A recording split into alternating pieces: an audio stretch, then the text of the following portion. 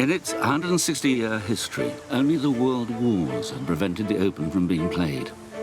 In 2020, however, a global pandemic left the winding streets of Sandwich eerily quiet.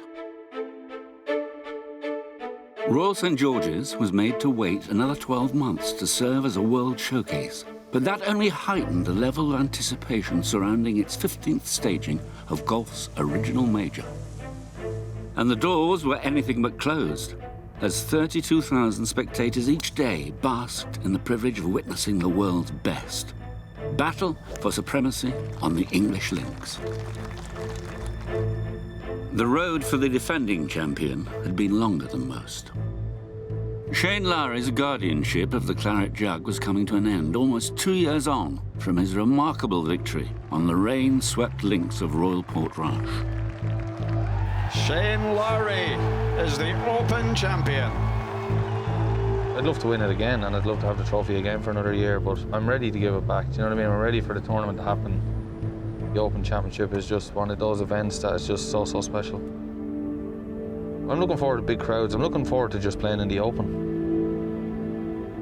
Hopefully I'm only giving it back for a few days. The weather in the build-up ensured the links were lush, green and in impeccable condition for Championship week.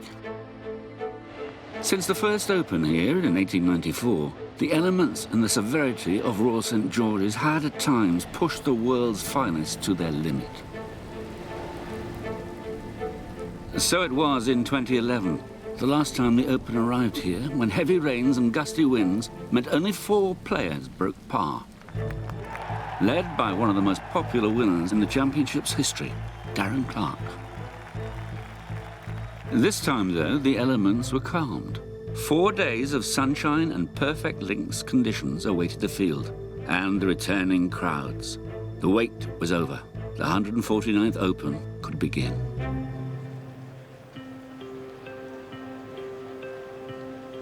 The man with the honour of hitting the first tee shot was one of the year's most unlikely heroes. 48-year-old Richard Bland, who, at the British Masters, became a European Tour winner at the 478th time of asking. You know, the R&A would love for me to hit the first shot was, you know, just something that you just don't expect, and what an honour. Personally, I think it's the biggest tournament in the world, and to be able to get that underway was very special. Fortunately, it was a beautiful morning. You know, when I was on the putting green 5 minutes before, I was nervous and excited and what have you. And then the starter just said, right, 30 seconds. Ladies and gentlemen, welcome to Royal St George's for the first day's play of the 149th Open. This is game number 1. On the tee from England, Richard Bland. That really just cranked it up for me, and yeah, it was just get it down there. I don't care what it looks like, just get it down there. Breathe deeply, exhale, and off we go.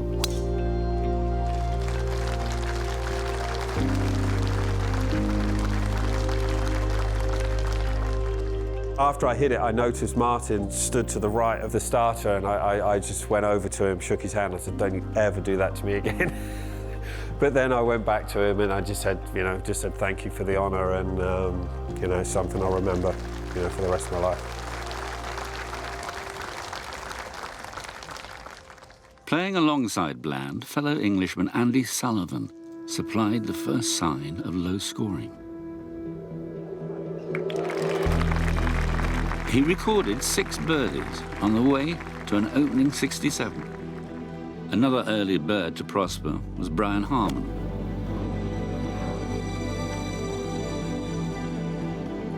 The American would pick up shots on 4 of the first 5 holes. He eventually signed for a 65. Even so, he was only 1 shot better than his playing partners, Dylan Fritelli and Mackenzie Hughes, both of whom posted rounds of 66. This looks good.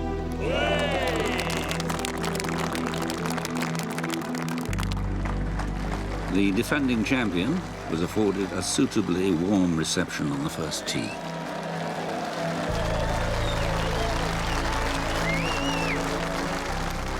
But Lowry got an early taste of the punishing rough at Royal St George's. He would bogey the first 2 holes and shoot a 71, 1 over par. However, the 2017 champion, Jordan Spieth, made a swift impact on his first visit to the Open's most southerly venue.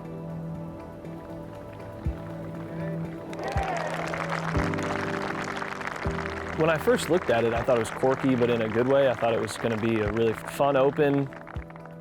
Looking at that forecast, I thought, you know, you kind of throw out those old ones out the window because we had a different wind direction and it was warmer and it wasn't going to rain. So I think my expectation just went into, all right, let's just kind of play it shot to shot versus have a number in mind and just kind of see where it starts to fall on the leaderboard. Having re-emerged from a sustained slump in form, this was the confident Spieth of old. He birdied 4 consecutive holes on the front 9.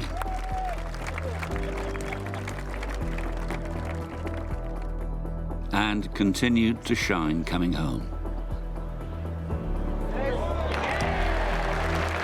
That's just fantastic. Spieth takes the lead, 5 under par. Spieth's final reward, an encouraging 65. Drawing sizable crowds alongside Spieth was last year's US Open champion, Bryson DeChambeau. The galleries were hungry to see the Californian unleash the raw power for which he's become renowned. Oh boy.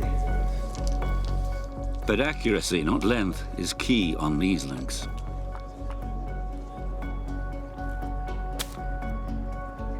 Only 4 fairways were found during DeChambeau's 71.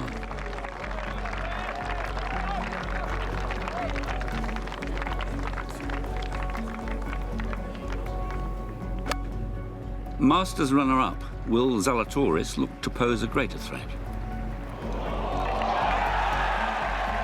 The first eagle of the championship, taking him to 3 under.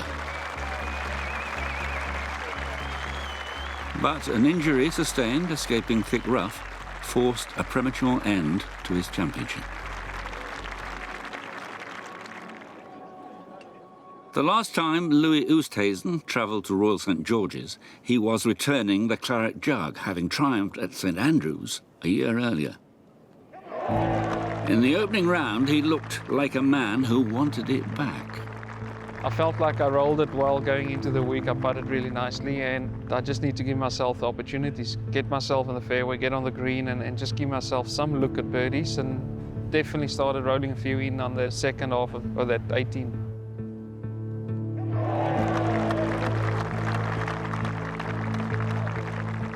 Oosthuizen had finished second in the 2 preceding majors, and it quickly became apparent the South African would be a serious contender once more. He'll be looking to put this very close. Oh yes. Another stunner by the former champion. As it transpired, the entire round was stunning. Oosthuizen round in an unblemished 64. The South African stood alone at the top as conditions began to toughen. Following a benign morning, the breeze stiffened for the afternoon starters.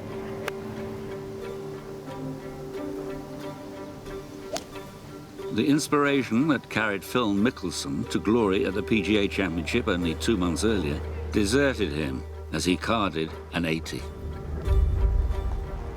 It was Mickelson's worst round at the Open since 1998, and frustration was undisguised.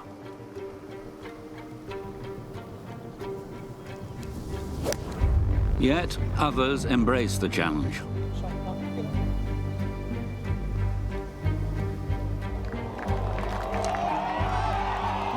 What a shot. Brandt Snedeker, little more than a centimetre from a hole-in-one on the 16th. and the Tennessean retained his range at the next. You are joking. 2-2. What? Snedeker, sensational towards the completion of his 68. Going one better, Open debutant Colin Morikawa. Go on. Go on. Yes, beautiful. A fine start from Morikawa, who triumphed in last year's PGA Championship on his first appearance. He ended Thursday 3 off the pace, set by Oosthuizen. It's Friday morning, second day of the Open. It's a big day for everybody. Sunshine, combined with little wind on day 2, afforded a golden opportunity for the morning wave to make their mark. Take, for example, 23-year-old German Matthias Schmid, who, with a 65, equaled the lowest round by an amateur in Open history. On the tee, from the USA, Collin Morikawa. Just 9 months older than Schmid, but with a major already on his resume, Colin Muricawa was looking to build on a promising first round. The galleries were about to witness a masterclass in ball striking. I'd really never played links golf. I had actually played the Scottish Open the week before. It was not exactly the links golf that you expect, but it was at least a little warm-up. You know, it was a taster, as an appetizer to what possibly Royal St. George's was going to be. And, you know, I needed it. It made me learn a few things. It made me change some equipment things that I needed to before the Open had started. It just made me aware of certain, you know, aspects of my game that I needed to bring for the Open. Having toiled on the greens in Scotland, Morikawa was proving a revelation south of the border.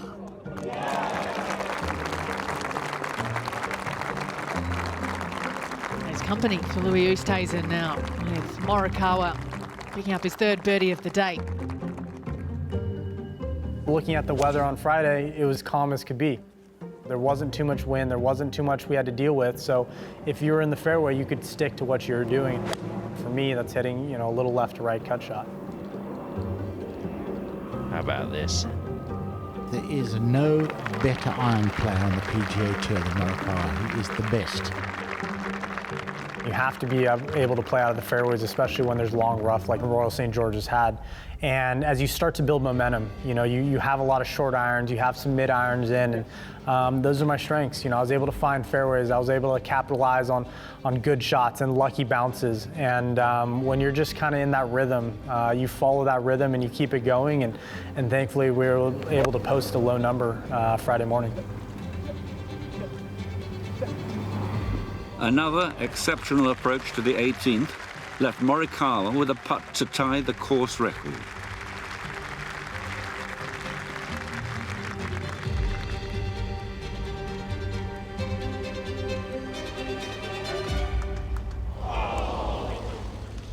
So nearly a 63. But there was considerable consolation. He was leading the Open at 9 under.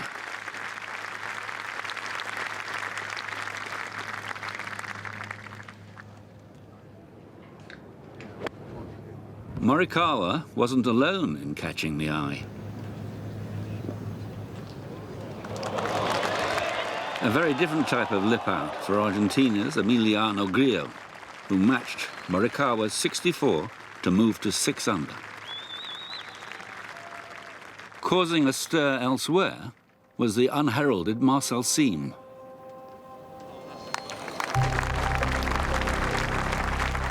Having lost his tour card in 2019, Siem was only involved after winning on the Challenge Tour the previous week.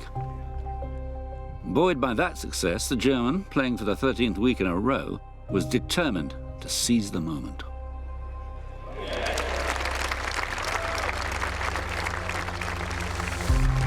My goal was just to make the cut first. I haven't played in a major for such a long time, and getting the crowds going a little bit, it was amazing that week. They were really behind me, and I'm very grateful for that. It was awesome.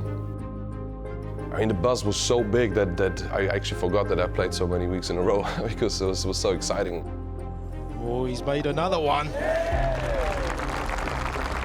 He could very well turn into one of the great storylines of the week if he can keep his form going. The course played really firm and bouncy, and you can be really creative. And I really learned to love links golf again in St. George's. I had so much fun. I loved it. Oh yeah. Loves it. Oh yeah. Oh, no wonder he loves it. What a golf shot. I'm always very emotional, both ways, unfortunately. It's nice that I had the chance to do it. You know, the last few years I didn't play well enough to show the emotions in a way, and it just came out. It was automatic. I couldn't hold back. I think all the tournaments I played well, I was always interacting with the crowds, especially 16 and 18 with the crowds there. It's just amazing. Birdie putt to get the 6 under par for Siem. Is it going to get there? It is. What a finish. Tied for second, 6 under par. Just a fantastic feel-good story. Back-to-back 67s left Siem sharing second, 3 adrift of Morikawa. The loudest noise of the day reverberated around the 16th green after this. Towering 6'9", England's Jonathan Thompson stood tall, making the cut in unforgettable fashion. What a moment for Jonathan Thompson.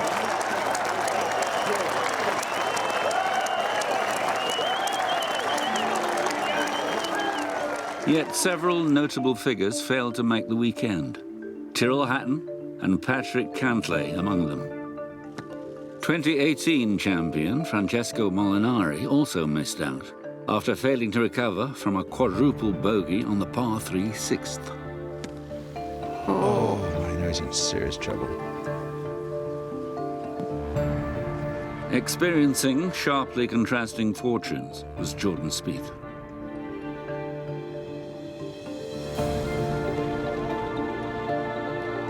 Thanks to a second round 67, he closed the day 8 under, hot on Morikawa's heels. But whilst Spieth was good, Louis Oosthuizen was record-breaking.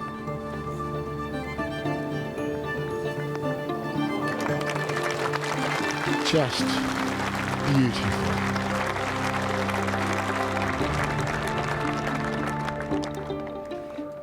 This could be the ideal start for Oosthuizen. And it is. You keep on plodding along and not trying to change your strategy because you had a really good first round. You keep on the same thing, and again drove it really well, hit greens and gave myself opportunities, and being able to be that confident really in my game and just take the golf course on with it. How easy is golf for him at the moment? Just beautiful. And obviously the weather is probably the best weather you'll ever play open in. On the 13th, at the far corner of the course, Oosthuizen putted for 10 under. No mistakes, plenty of birdies, the keys to regaining the ascendancy. And his flawless progress was clearly rubbing off on his playing partners. Hello? Hello? Any lingering doubts about Shane Lowry surviving the cut were comprehensively dispelled by a 65.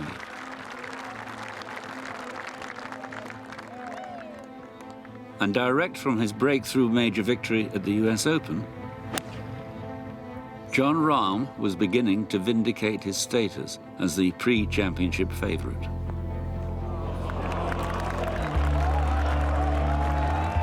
Holy moly. That is spectacular.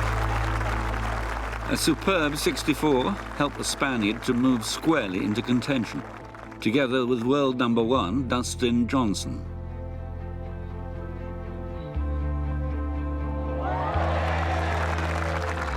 A 65 transported DJ to 7 under.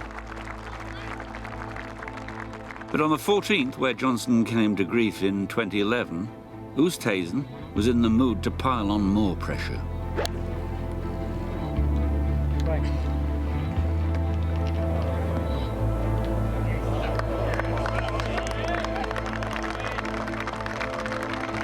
His ball striking just looks like it could possibly wear the field out by week's end.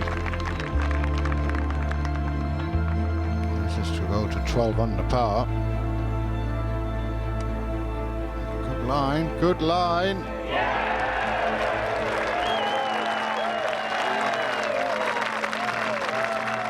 Sheer brilliance from Oosthuizen. And though he would drop his first shot of the week on the 16th, a 65 meant he led by 2 from Morikawa at the halfway stage. His 36-hole total of 129 strokes, the lowest in the history of the Open Championship.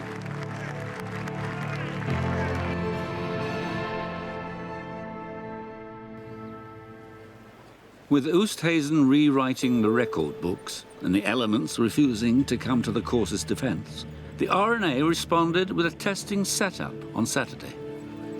It was tough. I asked afterwards and everyone laughed and looked at me and says, well, you're the reason for it, so. But someone always finds a way. In this case, it was early starter Robert McIntyre. Oh, yes. Yes, yes, yes. The popular Scot solved every problem in posting the low round of the day, a 65. Also in the market for something special was Rory McIlroy.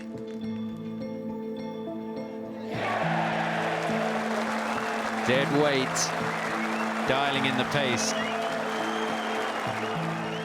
Level par after 2 rounds, Rory began to surge on Saturday.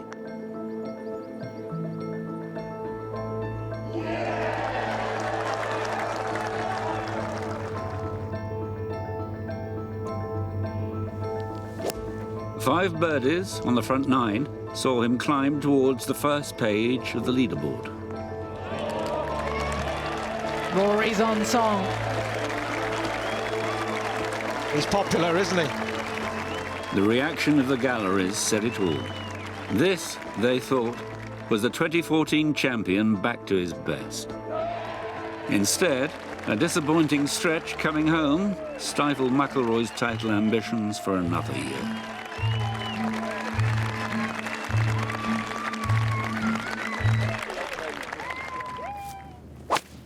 Oh, no.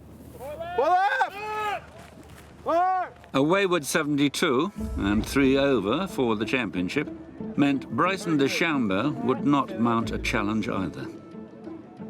The message was clear. Royal St George's was not ready to be overpowered. At least Jon Rahm was heading in the right direction. What a putt that is. A stubborn 68 carried Rahm to 7 under.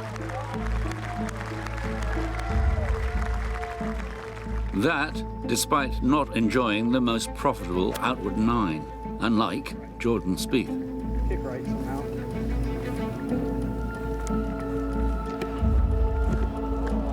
That's absolutely amazing. To judge the bounce and roll out with the wind and the rough, the lie, pure genius.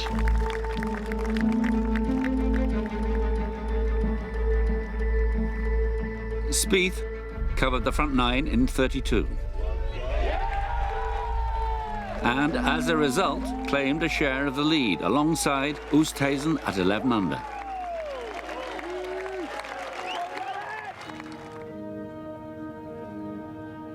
Surprisingly, though, Morikawa began to malfunction.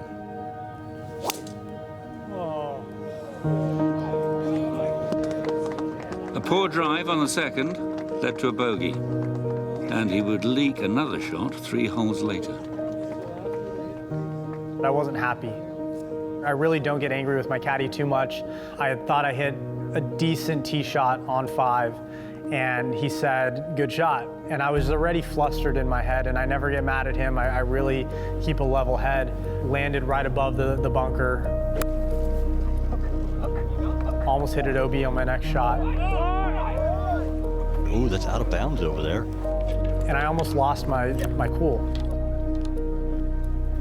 And I think through those 5 holes, I really learned a lot about myself, is that, you know, it's okay to get mad, it's okay to get flustered, but you have to forget about it. You have to forgive yourself and you have to move on, and that's exactly what I did. Hole 7, I had hit a okay tee shot, not great. And I hit one of the best 3-woods I could have hit all week. I think it was the best 3-wood. What a goal shot this is. Just stunning. A birdie steadied the ship before Morikawa made waves on the 8th.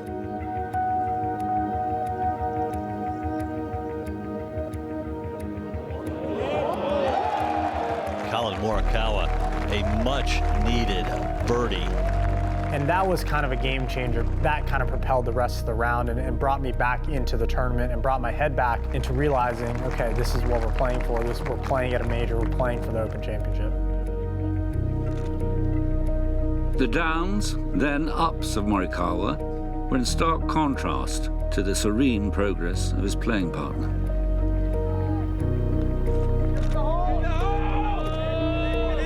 In she goes. What a beautiful putt. More error-free golf, plus birdies on the 7th and 9th, restored Oosthuizen's 2-shot cushion at the top of the leaderboard. As for an outsider, grabbing the crowd's imagination, it had to be Marcel Siem.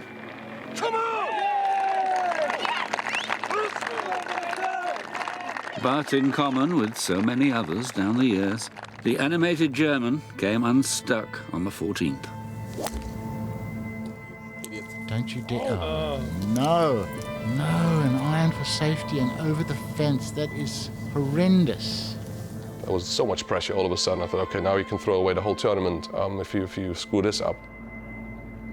So I hit it left, had a horrible lie. So hit it in the rough again. Horrible lie again. And I hacked this thing out and came out perfectly, exactly where I wanted to, in the divot, middle of the fairway. And yeah, from there, I duffed it in the trap, plugged, on the green, 2 putts. A little bit of implosion here. It's hard to watch. In the past, I would have not recovered.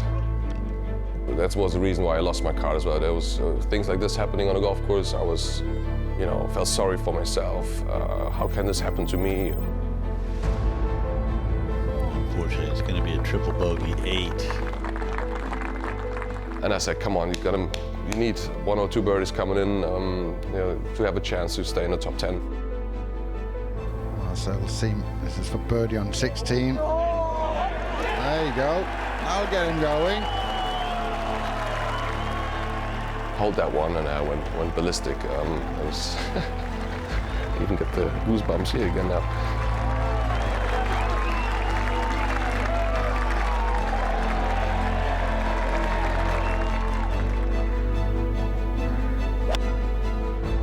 I was so positive the holes afterwards. It was amazing. I've never seen myself like this before.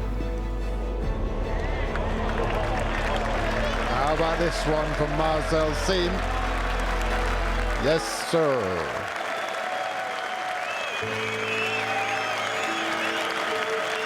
Holding the putt on 18 under that pressure, I was very proud of myself. That it was cool.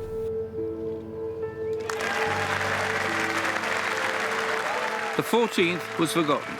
Siem had salvaged a level par 70. At 6 under, his championship was far from over. Sustained excellence in any major is the holy grail, But early in the back nine, Oosthuizen's concentration began to slip. A bogey on the 11th, only his second of the week, was quickly compounded by another just 2 holes later.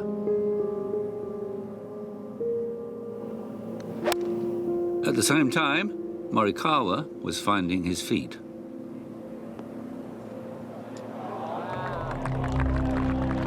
Back-to-back birdies on 13 and 14 allowed him to join Oosthuizen and Spieth in a 3-way tie for the lead.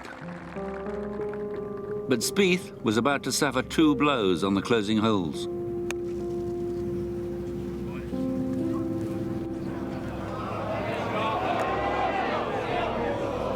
This is a huge mistake. A misjudged approach to the penultimate green cost him a stroke. Irritating, but nothing compared to what transpired on 18. This is a great chance for a 3.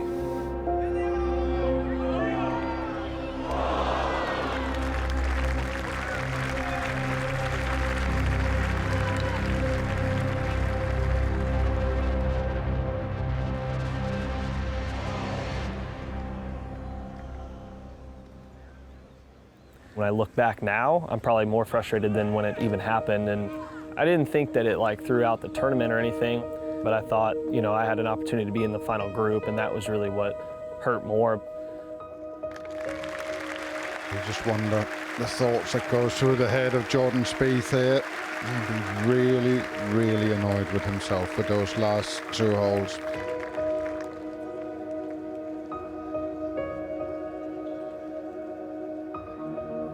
On the demanding 15th, Oosthuizen was faced with a tricky par save.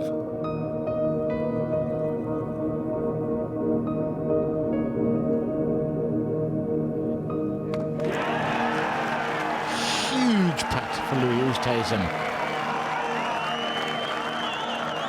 Up and down, mission accomplished, nerve held. Then, suitably emboldened, Louis produced a moment of magic on the 16th.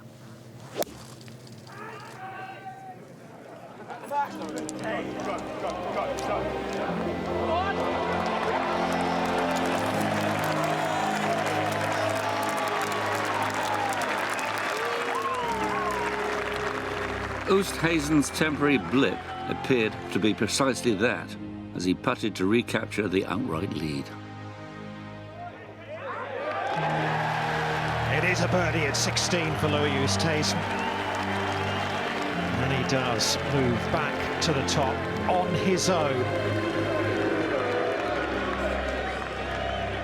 On the 18th, Morikawa looked to bring the curtain down on his day with a birdie to earn a share of the 54-hole lead.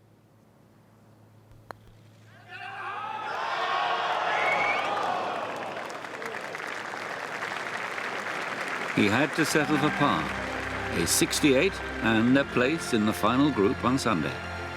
One adrift of a South African in position to shed his nearly man image.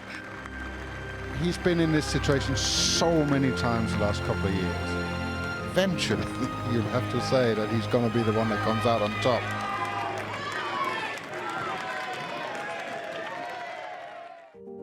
Two long years since the claret jug was last held aloft in celebration, Royal St. George's was buzzing with anticipation.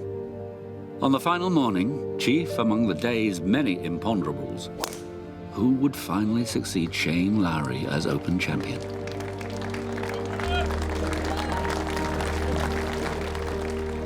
The first question answered was the recipient of the silver medal for low amateur. Matthias Schmid closed with a 72 to complete a week to remember for the former European amateur champion. Two Americans, both of whom had seriously challenged in Opens past, finished with a flourish. Xander Schauffele and Ricky Fowler shot matching 65s.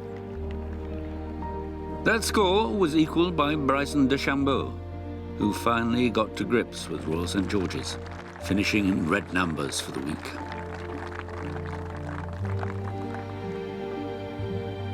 Much nearer the pace, DeChambeau's great rival, Brooks Koepka, was equally impressive.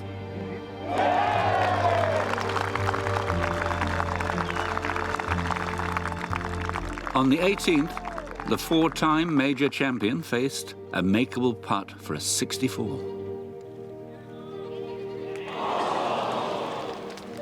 Not to be, but at 8 under par, Koepka had established the early clubhouse lead.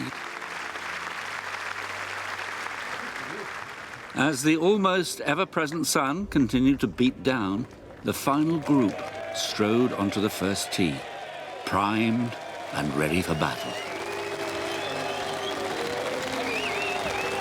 I mean, I was calm and relaxed going into the Sunday. It wasn't a case of coming up against a young kid that's gonna lose it sort of because he's playing in a major. It was never even a thought. It was more that you need to play well today because he's gonna definitely put up a performance. On the tee from the USA, Colin Morikawa. You want to be in the lead, you want to have as many shots as possible, but you know, being one back, you're just ready to go out and attack. You know, I'm ready to go out and make birdies, ready to go and contend for another major.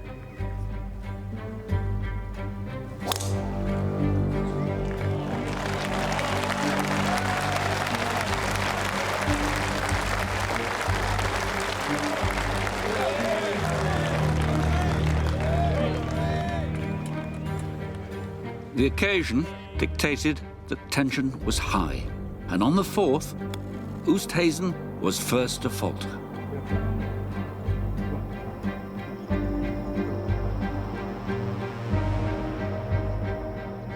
His wayward chip led to a bogey, opening the door for Morikawa.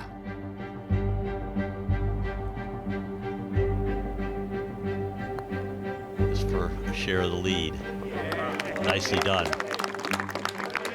In their head-to-head, first blood to the American. Jon Rahm, these putts are big.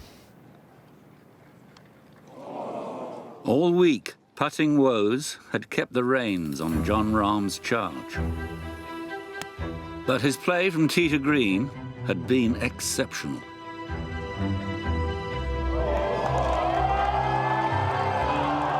What a goal shot that is. If he would putt Jon Rahm average, he'd be leading by about 5. I mean, he struck the ball incredibly well. An eagle would be forthcoming on the 7th, as Rahm moved to 8 under. Jordan Spieth had arrived at the course, putter in hand, ready to make amends for the mistakes of Saturday evening. But his challenge began poorly.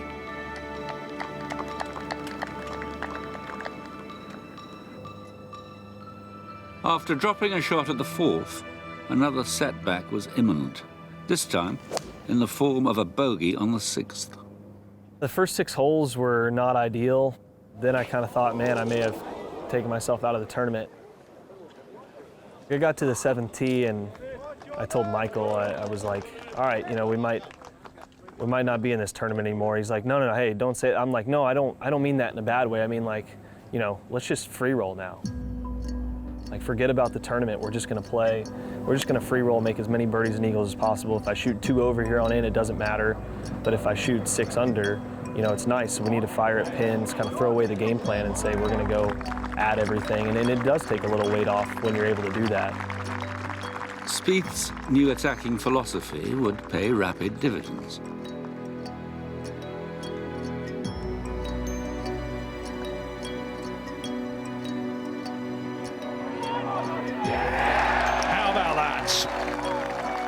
An eagle on the 7th hauled Spieth to within 2 of the lead.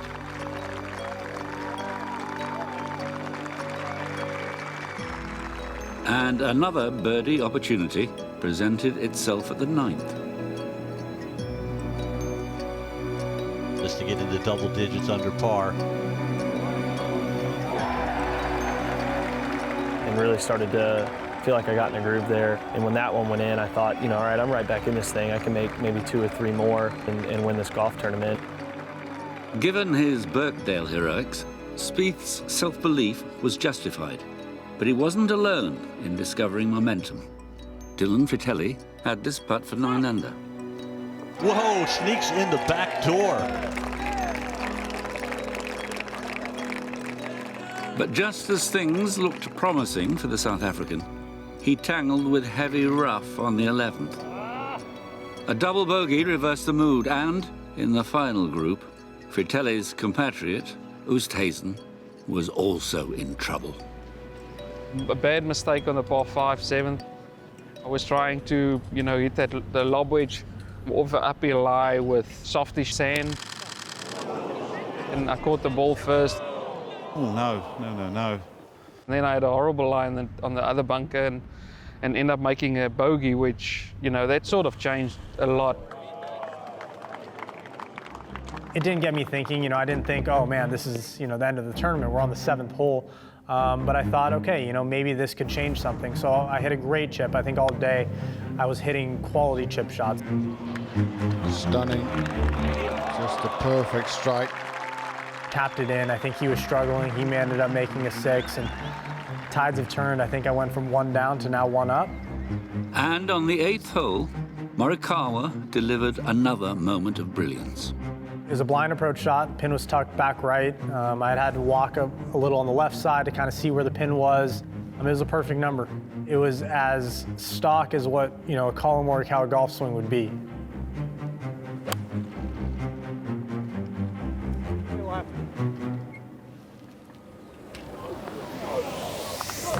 How about this?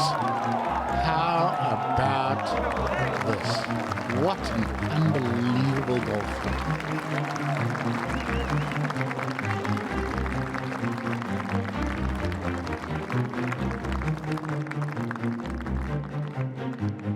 With Oosthuizen only making par, Morikawa was poised to double his advantage. Back-to-back birdies for Collin Morikawa. Making that birdie, I knew that momentum was kind of shifting my way, and from that point, you want to just keep your foot on the pedal and just keep making more birdies. And Morikawa's 3rd birdie in a row would beckon at the 9th.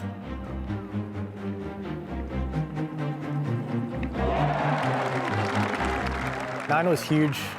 That made me feel great because you want to have all aspects of your game, especially on a Sunday in a major championship. So making that putt, I knew, if I gave myself chances to make putts, hopefully a few more would drop. At the turn, the outlook had shifted significantly. Suddenly, Morikawa led by 4.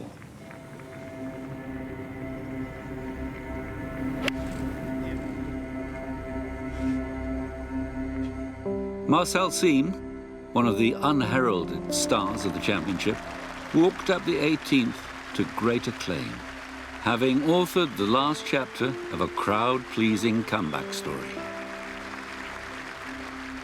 Yeah, it was amazing. It felt like winning the golf tournament, to be honest. They were so supportive and carried me down the fairway there. What a thing. Play on a challenge tour last week, and now you're doing this. I really said to McCam, I said, well, if you hold this putt now, then just relax. Don't go too crazy here, even though they want to see that. I think I was just a humbled, normal fist pump. I just said thank you to them. I was just very thankful for the way the crowd treated me. The best players in the world played there, and I finished 15th after the 2-3 years I had. So it was a big achievement for me. It was one of the best weeks I've ever had in my life. It was awesome.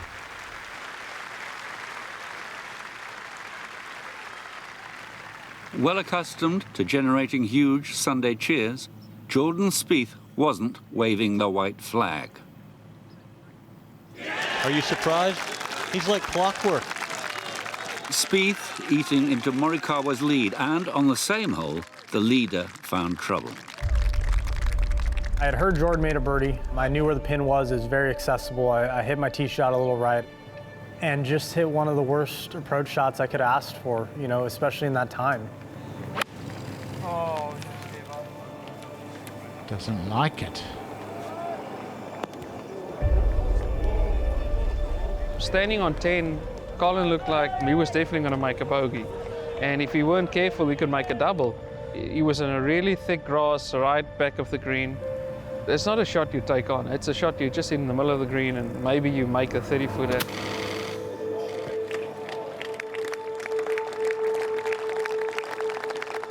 And he had an unbelievable shot to about, I would say, 15 feet. He made the putt.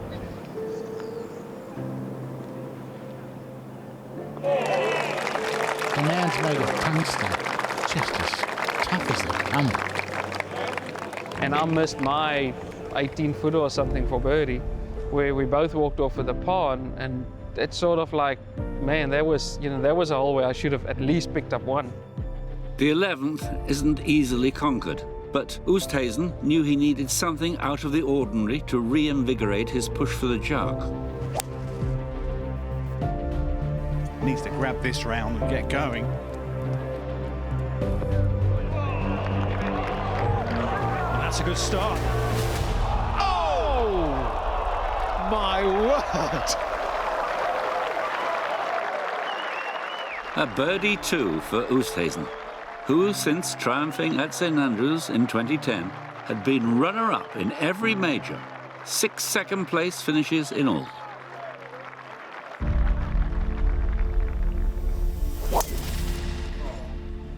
Sadly, after finding a fairway bunker on the 13th, he gave the shot back, leaving his title hopes hanging by a thread.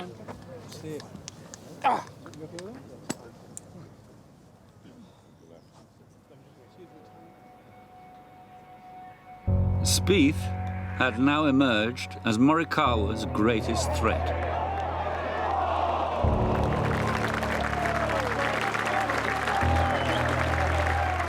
I've gone on runs at the Open Championship before. You know, when I won it in 17, it was just a crazy run at the end. And so I'm always kind of feel like it can still be there. I just need one little spark.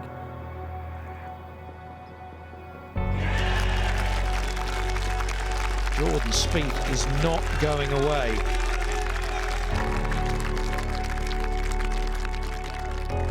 Just to go one behind. Listen to the roar. Third birdie of the back nine for Jordan Spieth, and he is within one of Morikawa. And trying to stage a miraculous back nine rally as well was the indomitable Rahm.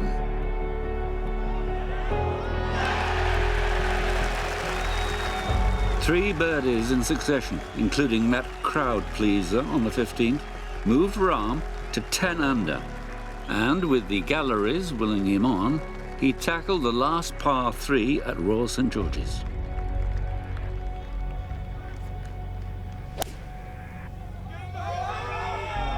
How aggressive do you want to be with that slope just to the right? That aggressive. That is an incredible shot.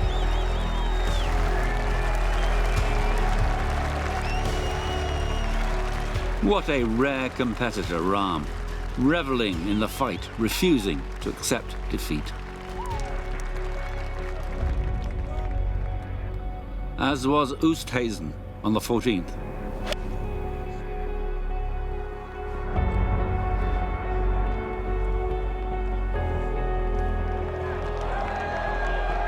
His enviable rhythmic swing almost led to an eagle. But on the same hole, Morikawa was about to deliver a devastating blow.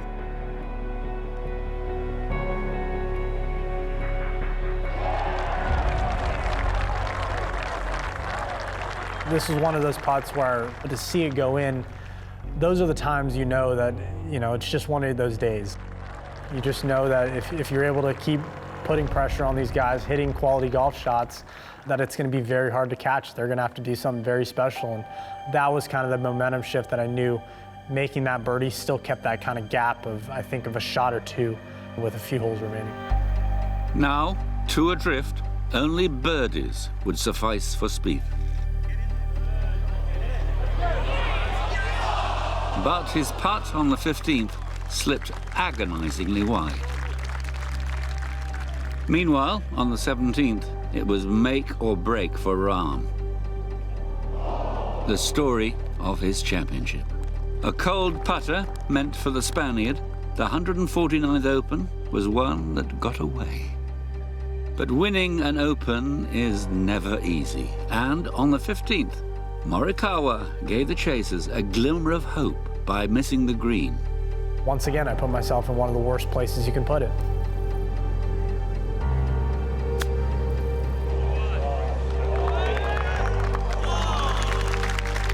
That's an excellent shot from where he was. Hit a great chip shot to about 8 or 10 feet and made that putt.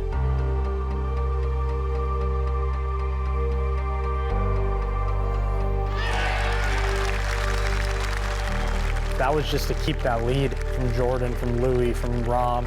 It wasn't the closing deal, but it definitely made it a lot easier, if easy is even an acceptable word for closing out a major.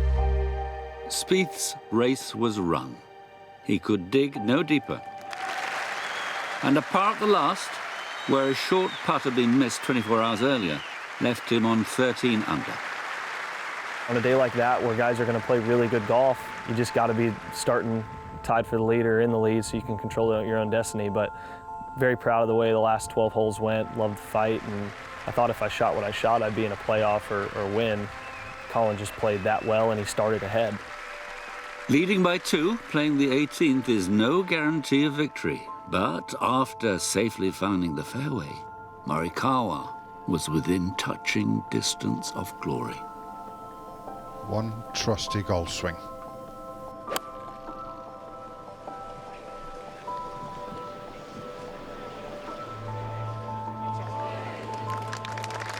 With a dream transformed into reality, Morikawa took the walk of champions. Walking down 18, it's so surreal. You know, you're trying to take in as much as you can, and thankfully I was able to hit the green knowing that, you know, if I just 2-putted, 3-putted even, I think I was gonna have the win. So there was a sense of ease. You know, there wasn't that sense of, okay, it's over. I took a quick little glance backwards. JJ, my caddy, was way behind me, and you know, at that point I knew he wanted me just to enjoy it for myself. And that's the first time I really just walked and looked around, and you could see the fans just surrounding the entire 18th green, and it's one of the coolest walks in golf for sure.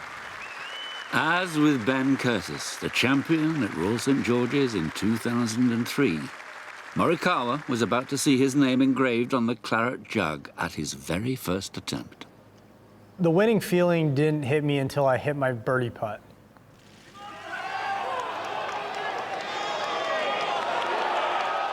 You know, it wasn't done until the ball's actually in the hole, and you know, I just wanted to hit it nice and close and have a nice tap in on the 18th for par. That's one of the best feelings in the world. A 71 left Oosthuizen with familiar, unwanted emotions. He tied third with Rahm, his quest for a second major victory again proving elusive. I didn't play good enough to win on the Sunday. It's tough and sad when that happens, but I still thought that I'd give it a good go, and obviously Colin played the flawless round with no bogeys, which you need to do if you want to win a major. Aged 24, only 2 years into his professional career. Morikawa came, saw, and conquered. You know, I just wanted to enjoy that moment with JJ as much as I could. It was his birthday, which was as special as it could have gotten for him and for me as well. To look around and to hear the fans, and I think just taking a deep breath and realizing, you know, look, we just closed off our first Open Championship win, my second major, and it never gets old, it really doesn't.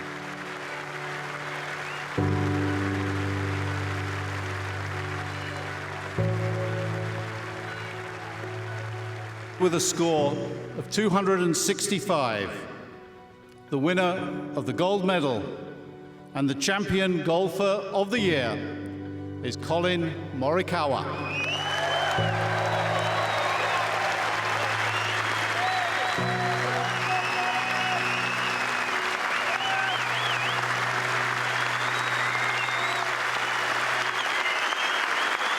Champion Golfer of the Year.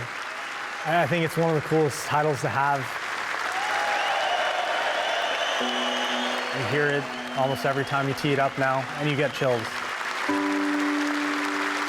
I think it's pretty cool being announced, you know, when I won my first major as the PGA Championship winner, but, you know, I don't think anything gets cooler than Champion Golfer of the Year.